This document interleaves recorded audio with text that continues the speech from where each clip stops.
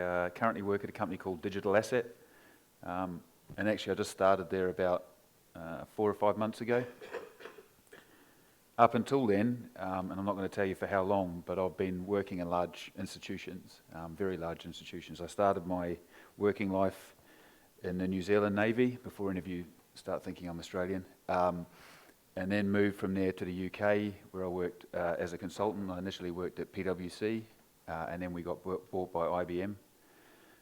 Following that, I moved to UBS, and then after a fairly long period at UBS, moved to Bank of America, Merrill Lynch, and then in May this year, moved to Digital Asset. Just for context, first and foremost, I'm a technology department head. I run technology departments, but I guess I'm a bit of a troublemaker. My passionate belief is that I don't run technology departments, I serve them. And I believe in systems thinking, I believe in continuous improvement, and I believe in learning. And I also believe that organisations can always be a lot better than they are today. So I guess I spend most of my time feeling disappointed. I had a re-look at my bio last night and the intro to this talk, and I've got to apologise for how cheesy it is at the end. But I say, what did I say? I quote, happy with what he left behind. So sorry about that. And also, this is the FinTech track, and I work for Digital Asset, and I'm not going to be talking about digital ledger technology. So again, apologies for that. So I'm surprised there's more than 3 people here, to be honest. So if you are suddenly realising you're in the wrong place, I'll stop for a second and you can go somewhere else and get a coffee. I want to talk, so today really this is in some ways a personal retrospective of things I've done in large companies and changes that I've seen.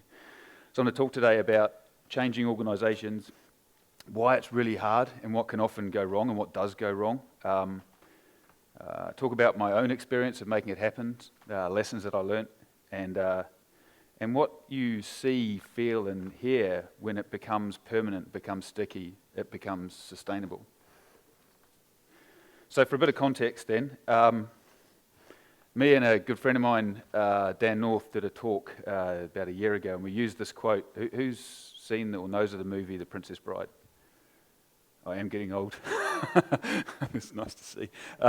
Anyway, in this movie, this guy Vizzini constantly says "inconceivable" in the most random places, and eventually Inigo Montoya, the sort of hero of the story, says, "You keep using that word, but I don't think it means what you think it means."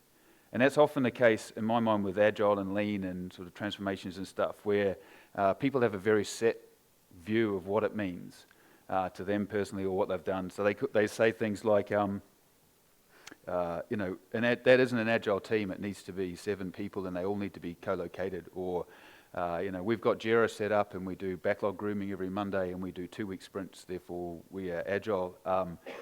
And then my personal favourite now is we've implemented a lean process. I have absolutely no idea what that is.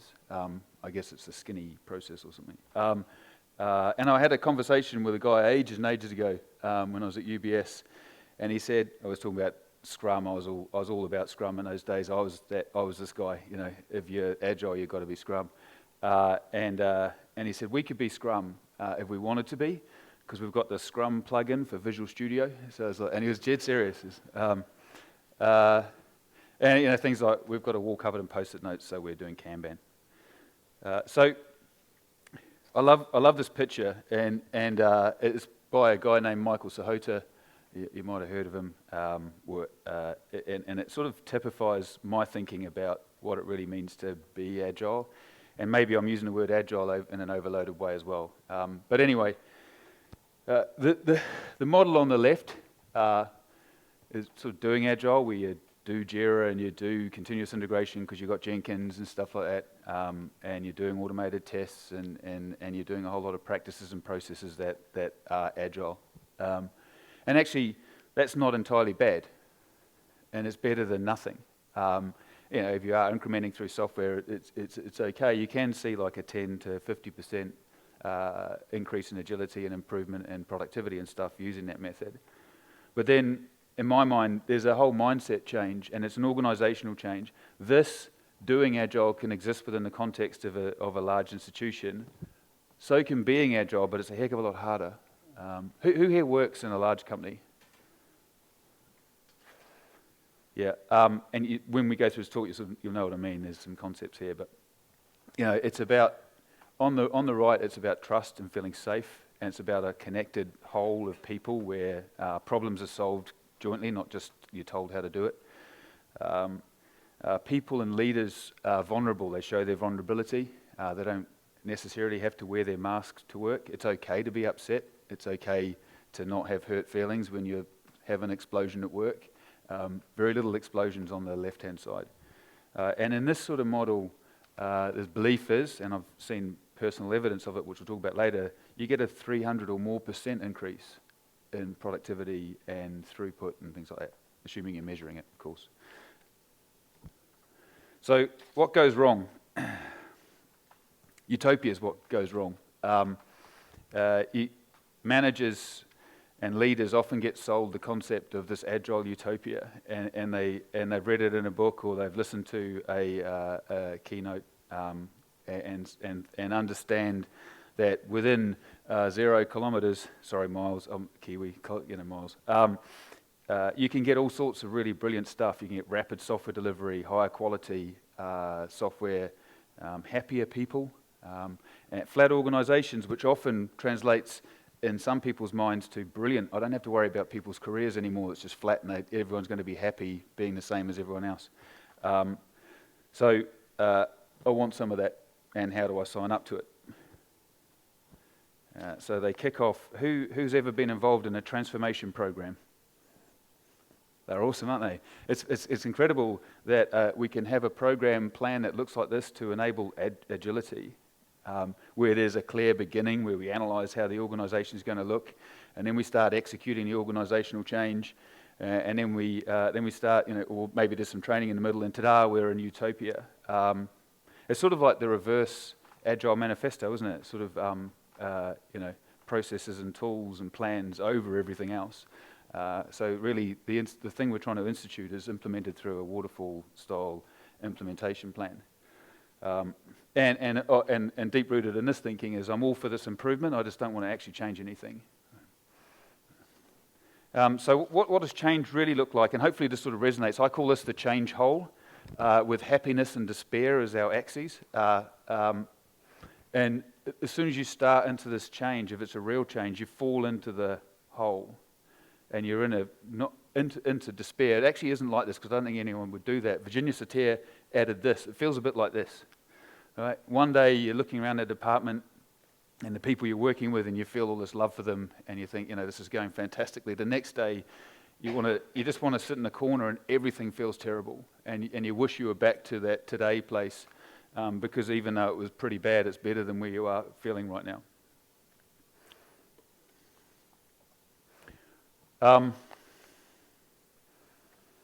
So if you're leading a change, and it doesn't matter whether you're a department head or an organisational leader, anyone can take this mantle, but when you're doing it, you feel like this person.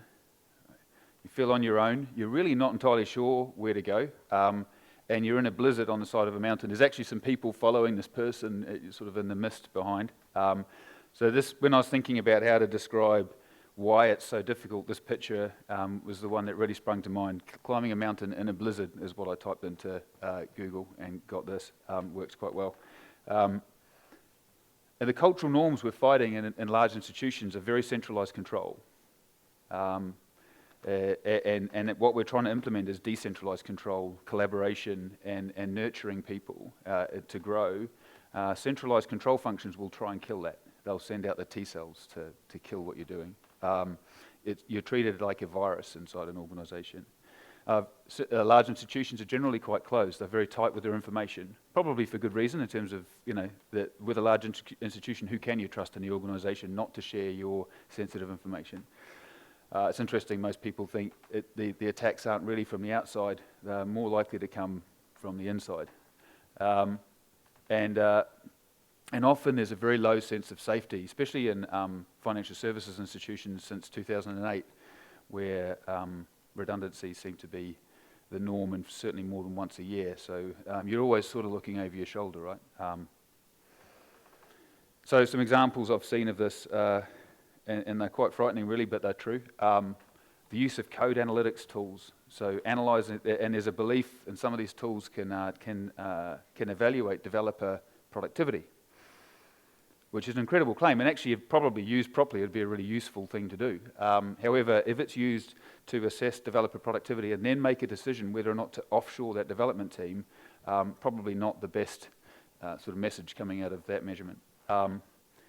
Also, when you start implementing a closer relationship with business users and stakeholders like product owners, you end up with the angry PO, product owner, where a milestone used to be a safe place that they could hammer, they've passed over the accountability for delivery to technology. Suddenly it becomes a joint thing. I don't really want to know that there's a problem, I just want you to do it, right? Which is a surprising result of joint ownership. And then my favorite is estimates of expected benefits of implementing agile tools are already taken out of your budget for the year. Therefore, you have to implement my agile tools because we're not going to give you the money that you needed to do the job unless you do it and achieve the benefits that we think you can achieve. Pretty awesome, really. I saw this on Twitter the other day, which I really liked. And it sort of typifies the industrialization or the industrial nature of our thinking in large organizations. A business user asked a barman for a beer made out of wine, and the project manager agreed, and both of them started questioning the barman's confidence. But it's kind of convenient to blame the organization, your boss and everything else, right? But actually, the biggest resistance to change comes from us and the people inside the organization. No one actually really wants to change. Most people are quite happy to moan and say it's not good here and these things need to improve, but actually doing it and changing and jumping into that change hole is something most people don't want to do. In fact, they hate it. So I remember a lot of years ago, I was talking to sort of the management team and I said, I've got this really cool idea. I want to do like these Google Friday things and have innovation afternoons where people can come up with cool ideas to make our department better and what we do better and improve our software, do whatever they like. And the response was violent. It was, hang on, wait, we've got lots of pressure on us, we've got lots to do, and you want to take half of our Friday away? That's ridiculous, we're not doing it. So maybe, given all of those things I've just said, it's not worth it, right? And actually, if this is your reality, well, that looks weird on the screen. If this is your reality, cubicles, then maybe just go for the 10 to 50% improvements. It's actually not bad, and as the psyche is, well, that's excellent. If I can improve productivity by 10 to 50%, then I've got a bit of space for future efficiencies that are going to be asked of me. But actually, this picture here looks almost exactly, apart from the screens, like the office that I was working in New Jersey when I was working there with Bank of America. They had cubicles. And if you've got that mindset where Agile can only be in really cool open spaces and stuff, then obviously it's not going to work here, right? Obviously. But I couldn't change these cubicles because the organizational machinery was going to charge me a lot of money, a huge amount of money. Per bank of desks was unbelievable, and the amount of time it would take was unbelievable. So I had to live with what I had. And then I actually got thinking about it. And it's not about practices and tools and co-location and how big your Scrum team is. It's about individuals and interactions. So I think the rest of it's bump, individuals and interactions over processes and tools. The rest of it, I think they just came up with to fill up the page. That's the most important thing. So it can happen, regardless of the environment. But if you do go, make sure you're doing it for the right reasons, because once you jump into that change hole, there is absolutely no going back. It's impossible. So there is no going back. So you need to do it for the right reasons. I've been involved in sort of transformation work and stuff where the goal has only been to be agile and to do lean and stuff, without any thought to why you'd do that. Right? And if you don't really understand why you're doing it and what the ends is, because the way you work and the way you think about the organization can only be a means to an end, which is normally, in our environment, delivering software and value and making money. Right? So it has to be for a good reason. So the first time I did it, I was at UBS. We're kicking off this huge program to replace the existing mainframe.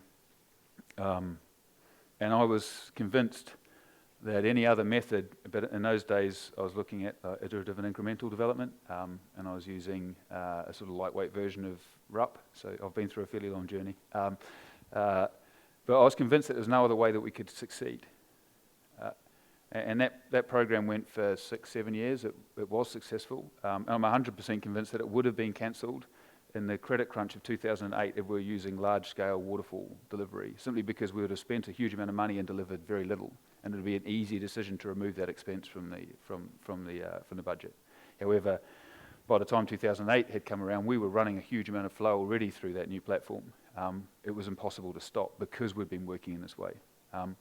I'm not saying it was easy, but in my mind it was a whole lot better than the alternative.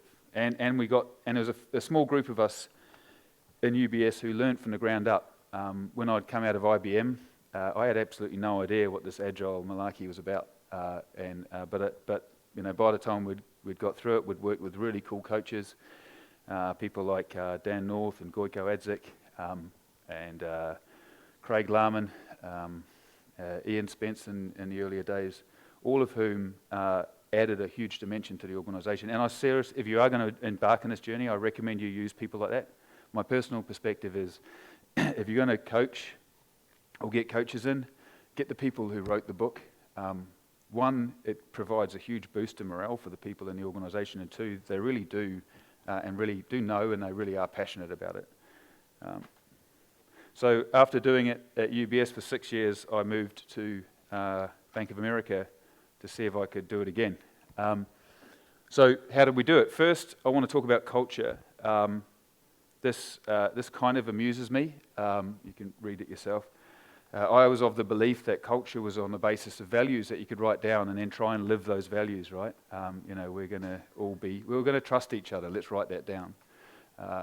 Really, the culture is an output, not an input to an organisation. And there's a really good book by John Roberts called The Modern Firm, where he talks about what culture is an output of.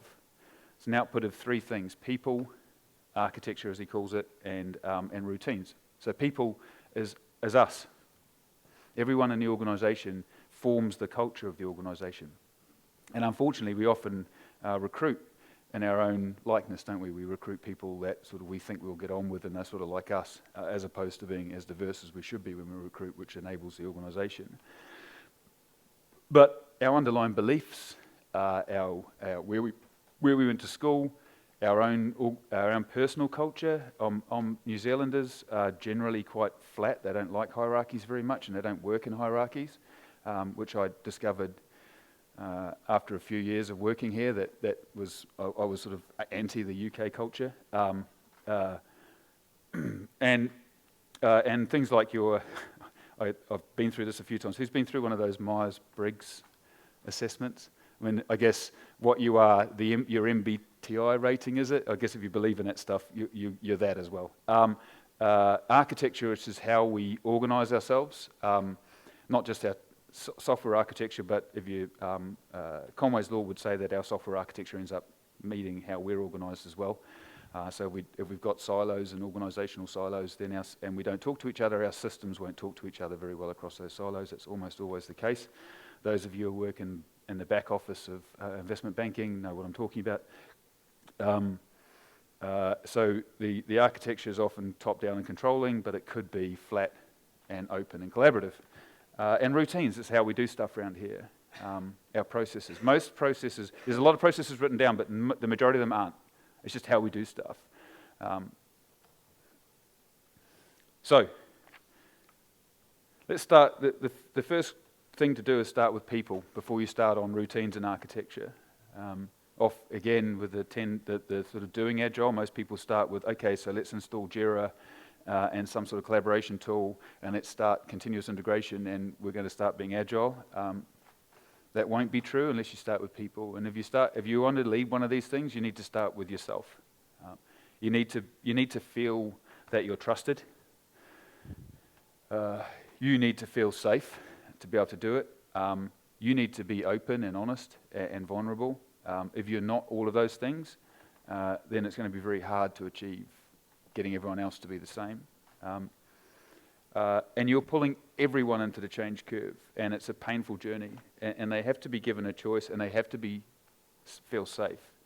So my recommendation, if you do know, for example, that there's a redundancy round going on or something, don't start and then do a redundancy round. The likelihood of people buying into this is pretty low. Or do it just when you've started to see some efficiency gains, have a redundancy round. Obviously, I know sometimes that's out of your control, but certainly something to think about.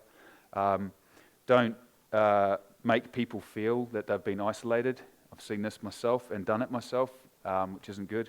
For example, there's beliefs, for example, in really agile thinking that project managers don't have a job anymore, and that really the teams can self-manage and self-lead. So project management becomes a sort of something that needs to be discarded. Whether or not that's true doesn't matter. The individuals themselves are very, very, very have a lot of experience in the organisation, and they're people. So don't treat them like something that can be discarded. Treat them as something they've got a new opportunity and a new way of thinking about the organisation. And another thing that I recognised almost too late is the next levels up of leadership and management are human too, and they're feeling just as scared. Right? And if you don't look after them and take them through the journey, then they're going to be the ones pulling you back all the time. And they're afraid. They just won't verbalise it because they've spent 20 years learning how to wear the mask to work every day. Change can't be driven into an organisation, and I also don't believe change can be bottom up. I don't believe that teams can sort of make it to sort of bubble up. Peter Senge, who is awesome, The Fifth Discipline, if you've ever, it's a huge book. I've skim-read it. There's some good summaries there about systems thinking. But his view is that it should be total change, bottom up and top down. So the whole organisation is engaged in changing.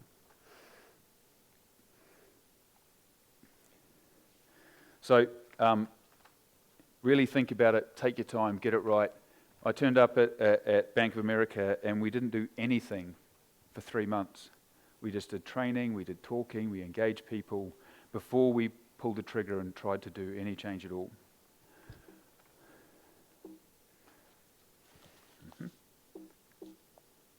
Why is this not? The slide is not moving. Can I see? More slides? Yeah.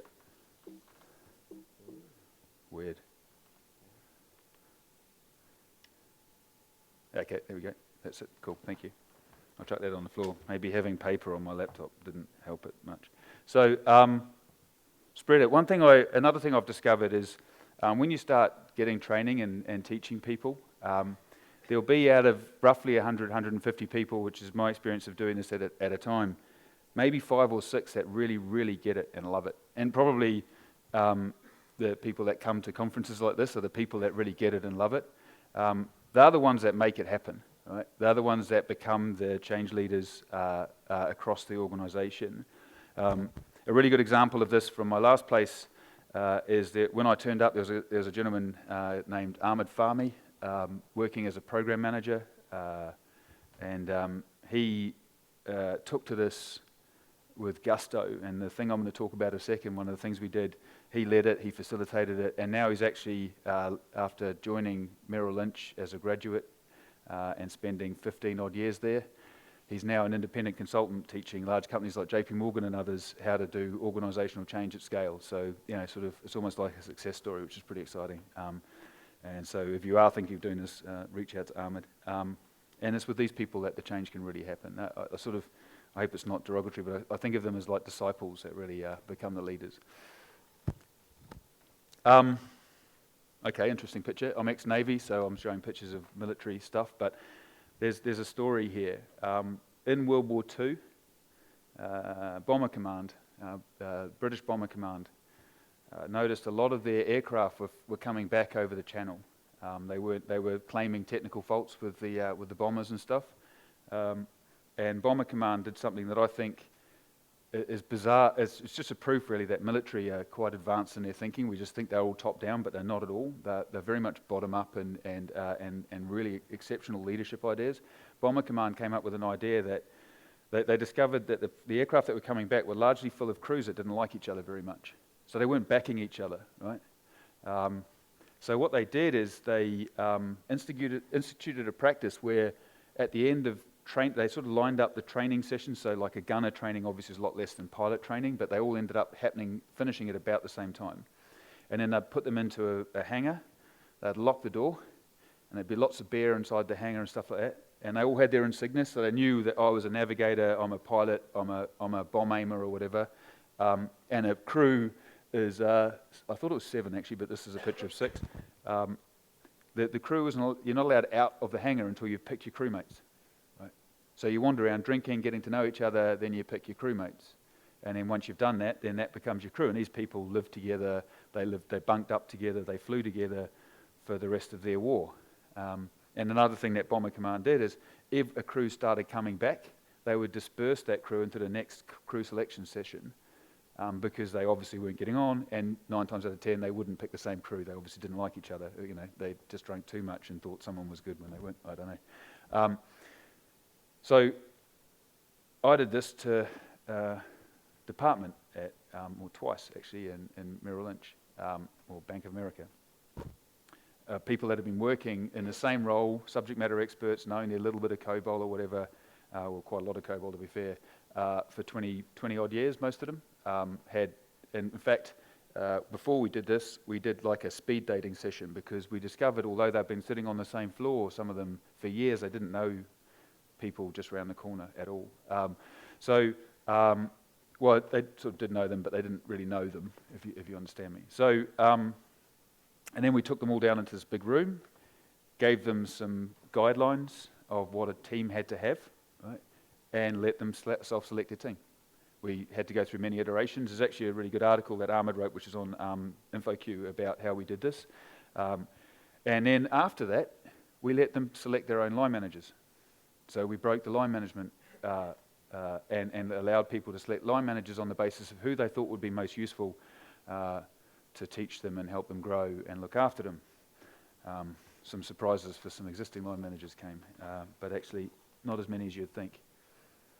So this is one way, not the only way, but it's one way of completely destroying an organizational architecture and flipping it. So whilst we're looking after people and creating a trust-based organization, we also flip the organization completely.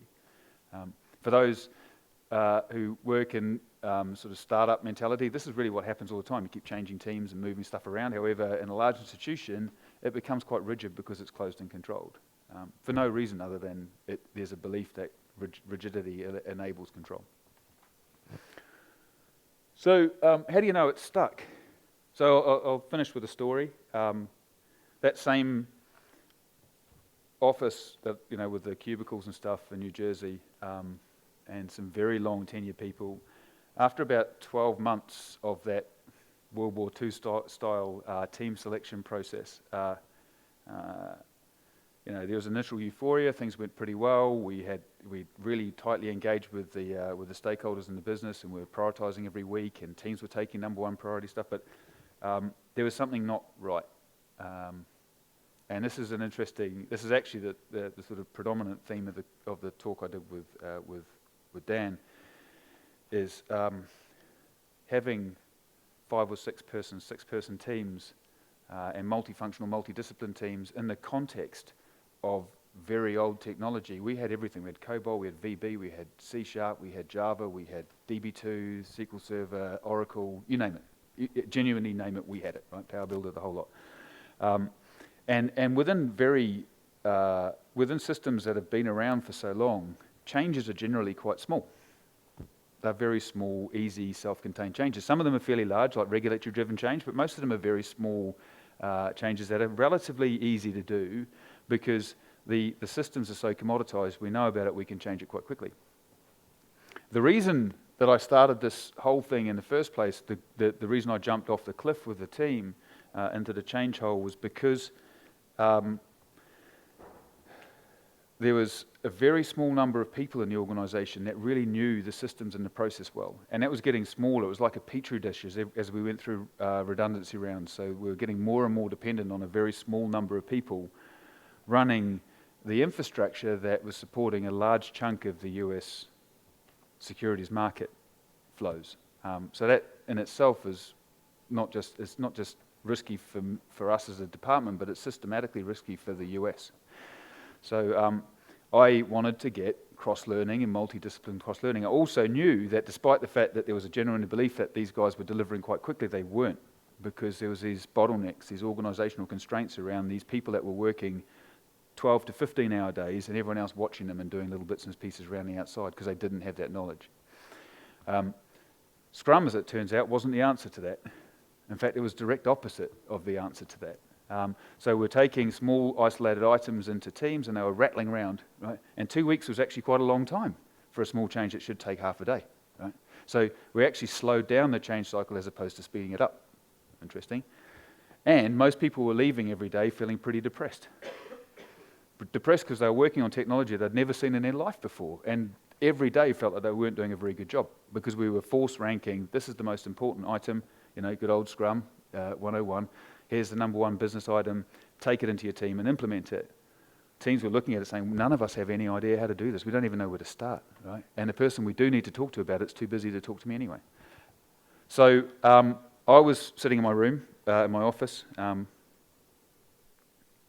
with them, feeling pretty depressed, not really sure what to do, and there was a couple of triggers that really helped this change. One was we started doing active measurement.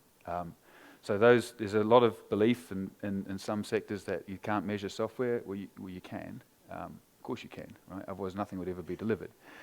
We started measuring things, just basic stuff like throughput, cycle time, lead time, some very basic quality measures because you don't want to overdo it, but we want to get something in place.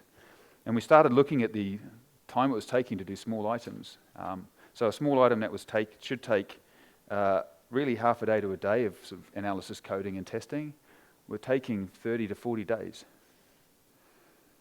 So it's never the case when you want to decrease cycle time that people need to work harder. They just need to think, what the heck's happening for the other 39 days, right? I had people like Dan North, again, I keep using his name, he should pay me for that, involved in coaching with the team, and I sat on my hands. I wanted to intervene, I wanted to come up with ideas and start telling people, we should try this, we should try that, but I didn't. And that's when you're at the bottom edge of the change curve, when everything's as bad as it can possibly be, the only way you know you're coming out is when the teams self-organise and start coming out themselves. And what happened was a group of them got together and started analysing all the root causes of why things were taking so long, what was happening, looked at the subject matter experts, started elevating the constraints of the organisation and thinking about what they could do with that. For example, one of the conclusions they came up with is they were removing all access from the subject matter experts. The only way they could access the code that they love so much and they've put so much work into was through other people. And we set a WIP limit of 1. So we'd have pairs working on every item and we set a WIP limit of 1. And that was, and just getting the business to agree to that and getting the stakeholders to agree to that was something quite special, but these guys did it themselves. We're going to do a WIP limit of 1, we're going to try this and see what happens. The results were quite amazing because we had a measurement system in place already, 200 to 300%, depending on which part, 200 to 300% increase in throughput. More than halved the cycle time, significantly reduced the cycle time. Got rid of the sprint cadence, just had a flow model working. And another more important thing came out of it. These subject matter experts had never been able to take a proper holiday in years. Not that Americans take holidays much anyway, but when they do, they were always called up because something had gone wrong with a bit of the system that they knew and only they knew. And what we discovered after only six months is these guys were able to go on holiday, guys and girls were able to go on holiday and not be called because they'd been coaching a group of people to learn their systems and they were able to look after them in their absence. And you think if they coach 2 people only, that's suddenly 2 more people that can do the same job that they used to be able to do and take the strain. Now, these guys, I left a year ago, so it's probably even completely different from what I just told you, which is good. They're doing Kaizen sessions all the time. They're trying to improve themselves all the time. They're always thinking about being better. But again, it's this group of people that are sort of cross section of the organisation. So I left, came home to the UK, and then joined Digital Asset, and I'm happy. So I know that's a bit cheesy, but thank you. Remember to rate this session. Thank you.